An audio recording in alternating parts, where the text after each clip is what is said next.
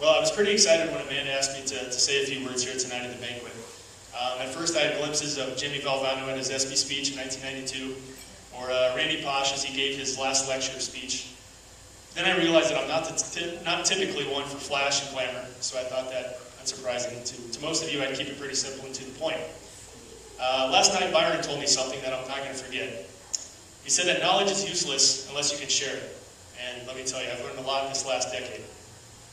I've given a few hundred speeches in the last few years, but honestly, the only other one that I've ever written down was my high school graduation speech.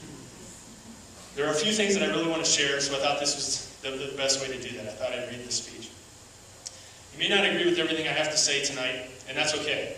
But these are the lessons and points that I've learned since I started the sport in 2004. Athletes, I want you to ask yourself a question. When it comes time for you to step away from this sport, what is it that you hope to have accomplished? What are your goals? Ultimately, why are you here? If you're here to make money, we all know this sport isn't for you. Sure, you can gain a sponsor or two, and a few of us have found a way to survive making our sport a full-time job. But banking on a comfortable retirement from our sport isn't practical.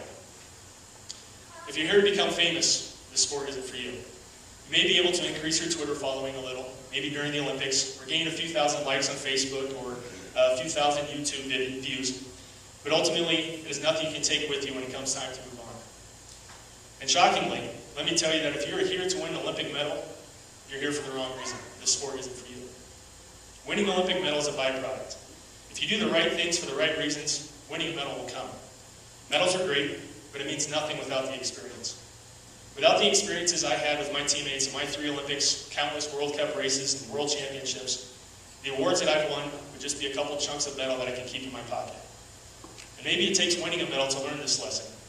So I hope all the medal winners in this room will agree with me.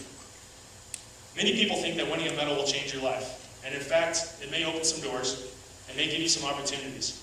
But it should never, ever change who you are. Sponsorships may increase, Twitter followers and Facebook likes may temporarily help your ego. But eventually, you're only left with what you can see in the mirror. In the end, my proudest accomplishment in bobsled isn't 2 Olympic medals. It's knowing that after 10 years, no one can ever question my commitment, my honor, or my character and intentions. I did my best to make myself and my teammates better every day, and I had an experience that no one can ever take away. And I don't need an Olympic medal to remind me of that. In fact, in 2010, my favorite memory isn't standing on the podium after receiving my medal. It was actually the last few minutes of the warm-up before our final heat. We were the last 4 to head into the start house, and just before each of us took our last stride, Holke, Messler, Justin, and myself, we had an unspoken moment. We simply looked at each other, and we had a smirk of confidence, knowing that on that day, no one in the world was going to be better than us. We had prepared together, and we knew that we had the best team, not just great individuals. In my career, there were certainly times of frustration and anger, sadness and disappointment, but a lot of times of happiness and joy. None of that I would change. It all made my career something I can be proud of. We are incredibly fortunate to have the opportunities that we do. I can't think of a better job. Speed and danger make our sport fun, but people make our sport great. So my advice to you is to take in the memories and live in the moment. Don't spend time stressing about winning, and never spend time stressing about losing. Again, the medals will come as long as you do all the little things right and do them the right way. Be grateful for your experiences. We are in a room here with some fantastic people that have sacrificed a lot so that you can have your opportunities. If I start to name names, I will certainly leave somebody out. But I do want to acknowledge some of the USBSF staff and administration, the sled mechanics and technicians, board members who volunteer and selflessly donate time and money, sports med, bus drivers, custodians, cooks. Obviously, I could go on and on. Most importantly, I want to thank Coach Shiner. He always seemed to believe in me and my team. He's a realist, but always an optimist.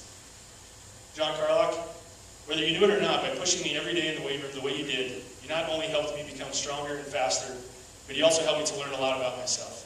How deep could I dig? How hard could I push? All while having a lot of fun. I want to thank Emily for pushing me daily and never giving me a break in the weight room or on the track. But beyond that, I want to thank her for her friendship and finding a way to make this grumpy old man smile every day. My teammates that I've slid with, Justin, never a dull moment. You've given me 1,000 great memories. Steve Langton, more natural ability than anyone I've met in our sport.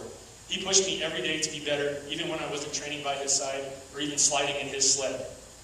Chris, more hard determination than can be measured in any one person. Mike Kahn, during the few times that I did slide with you, I never questioned your commitment and ambition. You always made your potential. And of course, Holcomb. I'm sorry he's not here, but for 10 years, my roommate, my teammate, and more importantly, my friend. And in fact, Holcomb came to my hometown just a few weeks ago, and just to keep tradition, made sure we slept in matching twin beds about 8 feet apart, European hotel style. He has a driving talent like no one on this planet. I love sliding with him every day and competing with him every weekend, each winter for the past decade. I'm sure as hell going to miss competing, and I wish everyone here success.